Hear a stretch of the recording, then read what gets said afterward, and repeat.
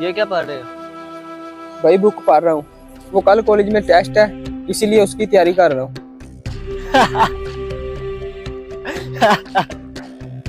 तुम भी ना अपने आप को बहुत मेहनती समझ रहे हो। भाई इसमें क्या है, मैं अपने लिए कर रहा हूँ जो कुछ कर रहा हूँ, इसमें कौन सा बड़ी बात है। हाँ यार, तू ठीक कह रहा है। मैं तो इसलिए कह रहा हूँ, तुम काम भी करते हो और पढ़ भी रहे हो।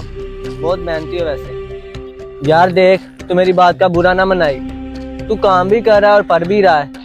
ऐसे तो इंसान दो कश्तियों में सवार हो जाता है, और दो कश्तियों में सवार हमेशा इंसान डूबता ही है।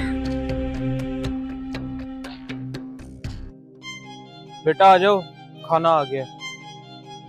अरे अंकल, क्या हाल चाल है?